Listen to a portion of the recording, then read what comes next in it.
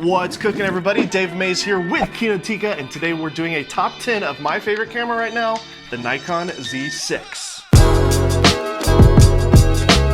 Before we get started, I want to say hit that subscribe button if you love gear and comedy. We're going to be posting every Wednesday and Friday starting now, so get ready for it. We've actually been shooting on the Nikon Z6 for video for several months now because my Canon EOS R broke, and this was our secondary camera that we were gonna do a review on. We still haven't done a review on it. Believe me, we are going to do it. We've been meaning to, we're just very busy, so we're gonna do it soon, I promise. I picked up the Nikon Z6 on a professional shoot, and kind of for the first time, I actually used it in a professional environment, and I fell in love with it. I feel like this thing has a lot of pros for video shooters especially, and that's what we're gonna talk about today. So number one is handling. The handling on this camera is next to none. In fact, I would argue that this is probably the best handling I've ever felt on a camera of this size. This camera is really small, but it's got a great grip to it. That's what she said.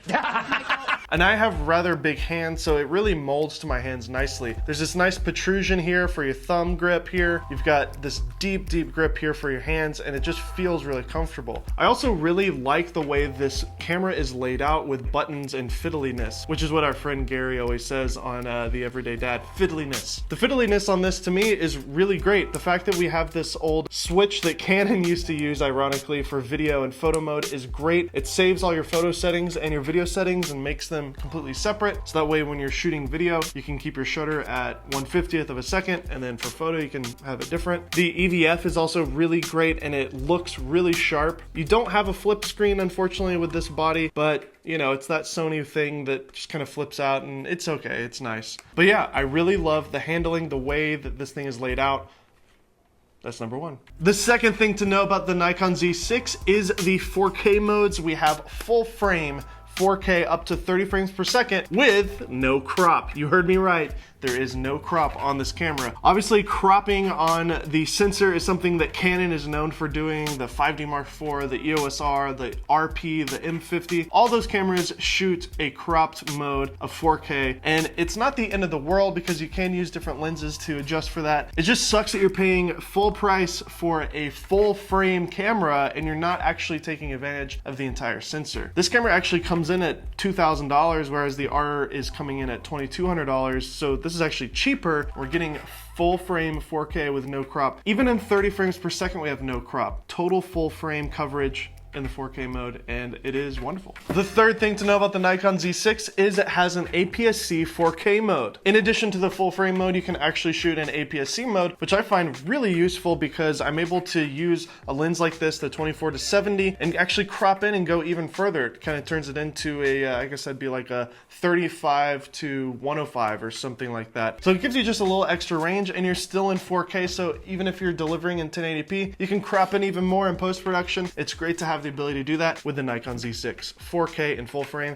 and APS-C. The fourth thing to know about the Nikon Z6 is that it does shoot 120 frames per second, and it looks great. It's, again, nothing like a professional cinema camera. There is some image issues with moire, aliasing, stuff like that, but we have shot with it on this channel for Kinotika, and it looks pretty good. If you're using this camera for a high-end production and you want pristine quality, then I would definitely not use the 120 mode. I would go for like a cinema camera. But if you're just shooting for YouTube or even a wedding or something like that where it doesn't really matter as much the perfectness of everything, then the 120p is totally fine, and the slow-mo looks super sexy. The fifth thing to know about the Nikon Z6 is that the IBIS is actually amazing. If you're coming from a Sony camera like the A7 III, for example, it does have IBIS, but I found that the IBIS doesn't really work very good. And by the way, IBIS stands for in-body image stabilization. I think that Panasonic might actually own the rights to that word, so everybody uses a different word. I think Nikon calls it VC. I think Sony calls it something else.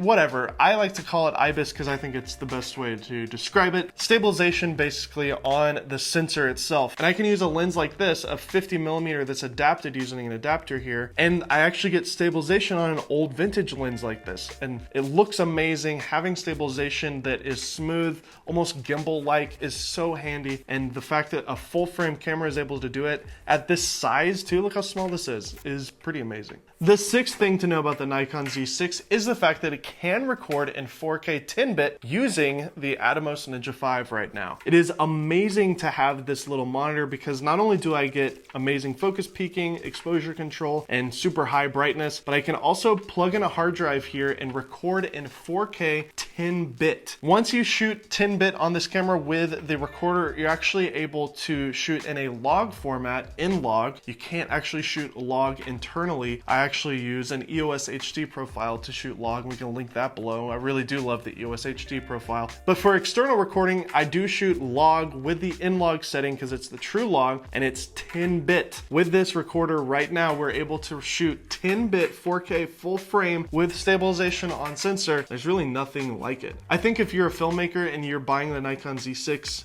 this is an essential purchase. But wait, there's more. The seventh thing to know about the Nikon Z6 is the fact that a raw video recording mode is coming soon with the Atomos Ninja 5. You heard me right, we can shoot ProRes RAW to be exact using the Nikon Z6 and the Atomos. This is truly revolutionary. There is nothing at all on the market at all that is able to do raw video at a full frame recording at under $5,000. The Atomos Ninja 5 with the Nikon Z6 comes in at under $5,000 with their filmmaker's kit. It's really incredible that we're able to do this. It's kind of a dream come true for me. We have everything that I've ever wanted. Autofocus for video, IBIS, 4K, RAW, full frame. It's so good. Nikon color science. It's all really amazing that we're able to cram all that in this. And if you don't take Nikon seriously, then you really need to reconsider and do your research, because if you look at the market, the Nikon Z6 with the Atomos Ninja with the raw recording that's coming soon is one of a kind. Nothing out there is doing this yet, and this is smoking. The eighth thing to know about the Nikon Z6 is that the autofocus for video is actually rather decent, but it's only decent because there are some issues with the autofocus for video, and I will get to that. The main thing that this camera can do really well for autofocus is face tracking. I do have the 24-70 kit lens. This is an f4 lens, and we use this lens for autofocus, and I find that the face tracking on this camera works really reliably. In fact, if you're a YouTuber and you're filming yourself a lot, I would totally trust this camera when it comes to face tracking. The big problem that we've found is that as soon as you start doing object tracking, for example, if I were filming this lens and I wanted to zoom in and get a track of that and just tap my screen to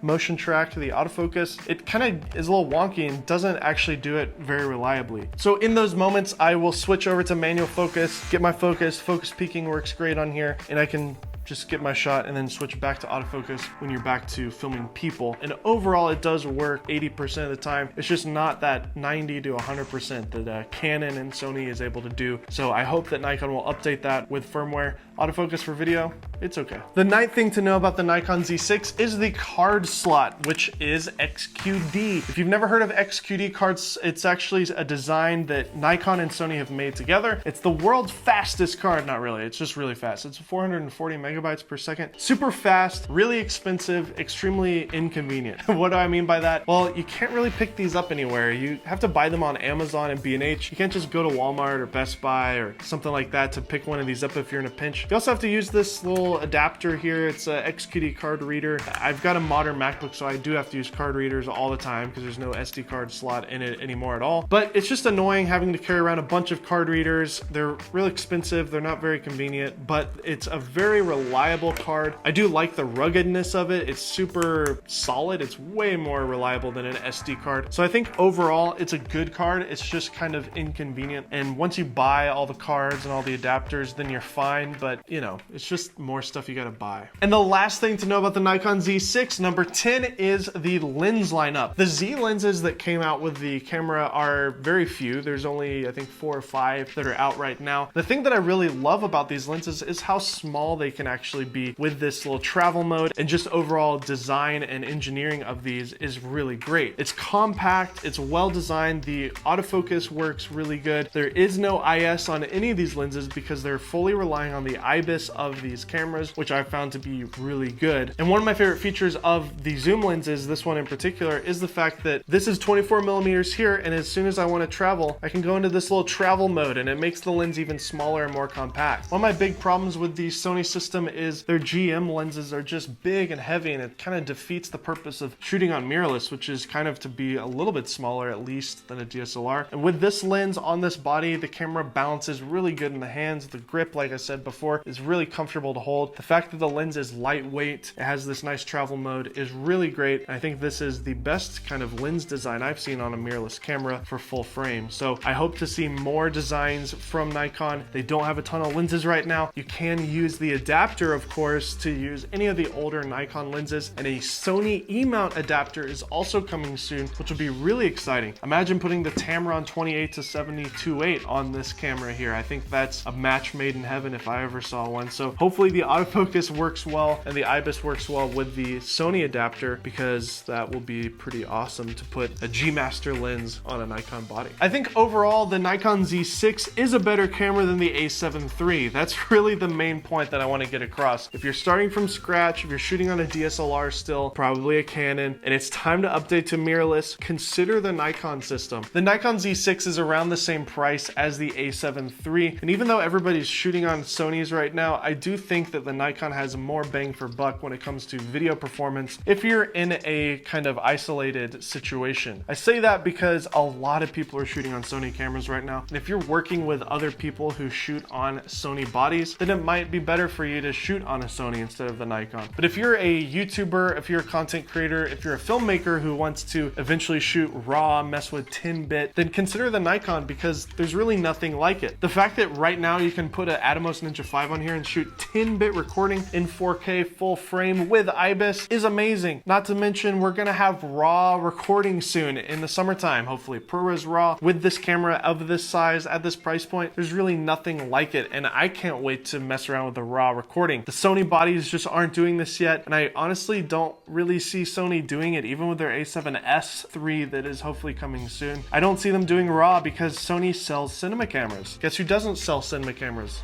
Nikon. This is kind of their entry to the cinema world. They're just throwing everything at this camera to be as good as it can be for cinema shooters, and I love that because Nikon doesn't have any skin in the game when it comes to cinema rigs, cinema cameras like the C200 or the FS7. So hopefully we see more from Nikon. I think it's a worthy investment. If I had $3,000 and I was ready to get into a mirrorless system, I would strongly consider the Nikon Z6. Once again, I'm Dave Mays. We have been really bad at consistency on this channel, and we're hopefully changing that every Wednesday, Friday.